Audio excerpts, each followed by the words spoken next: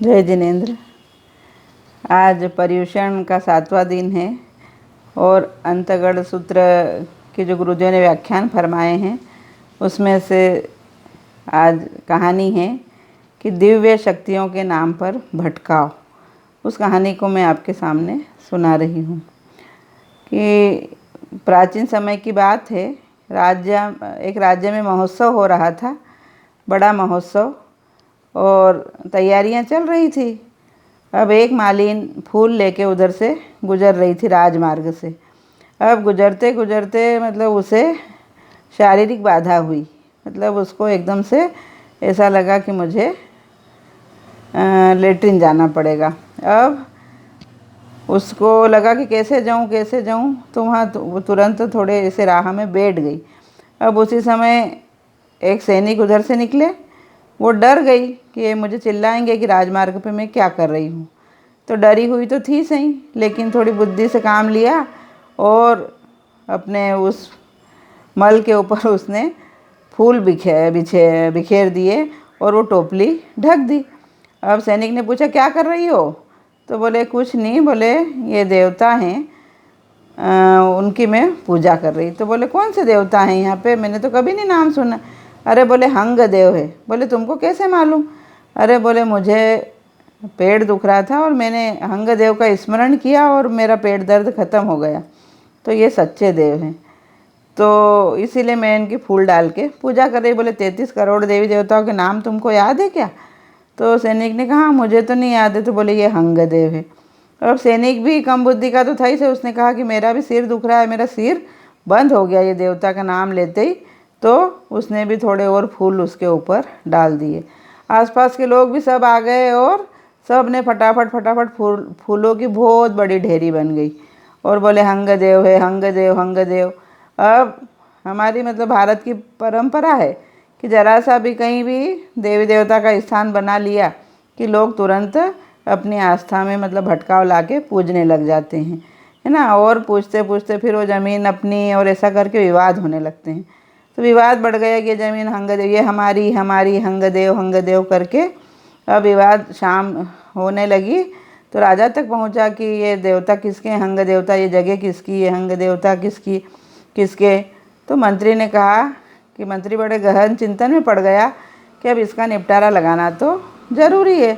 मंत्री ने कहा कि चलो, बोले, देखते हैं प्रतिमा कैसी है, मूर्ति जैसी होगी उसके आधार पर निर्णय करेंगे कि ये देवता किसके।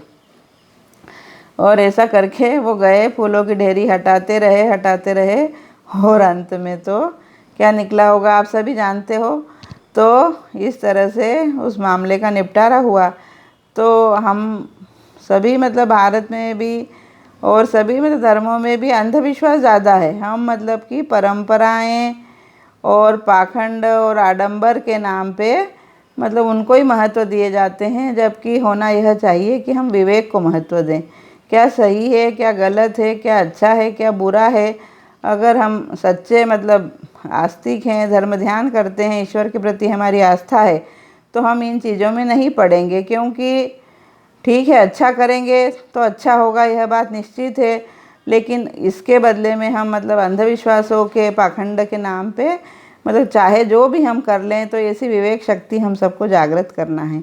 तो गुरुदेव ने कहा कि दिव्य शक्तियों के नाम पे कितने बखेड़े होते हैं। उन्होंने अर्जुन मालाकार ने भी, उनको दिव्य शक्तियाँ प्राप्त थी मुद्गर पाणी यक्ष से उन्होंने।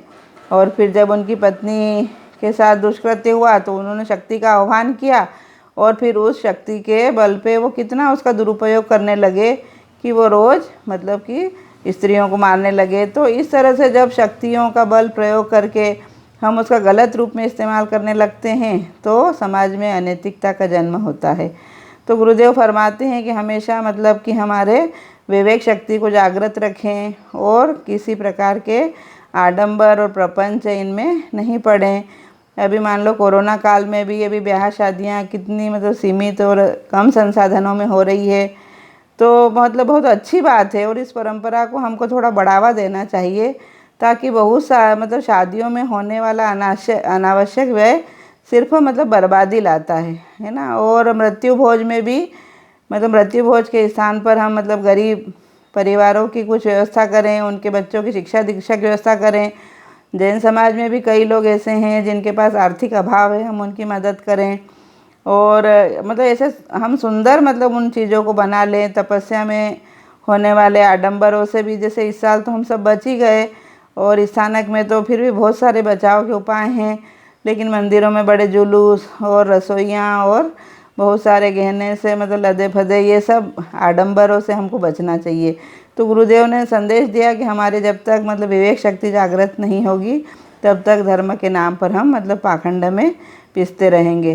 तो जब हमारे अंदर सच्ची आस्था जागृत हो जाती है, सच्चे देव, सच्चे गुरु, सच्चा धर्म, तो हम इन सब चीज़ों से बच जाते हैं।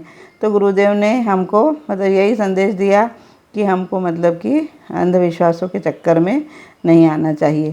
तो जय जिनेंद्र। गुरुदेव के चरणों में कोटिशः वंदन। आशा है आपको मेरी यह कहानी पसंद आई होगी। कल क्षमापना संवत्सरी आखिरी दिवस है ना, और क्षमा भाव की कहानी आपको सुनाऊंगी। और कहानी सुनाते समय अगर मुझसे कुछ त्रुटि हो गई हो तो क्षमा करेंगे ना। जय जिनेंद्र।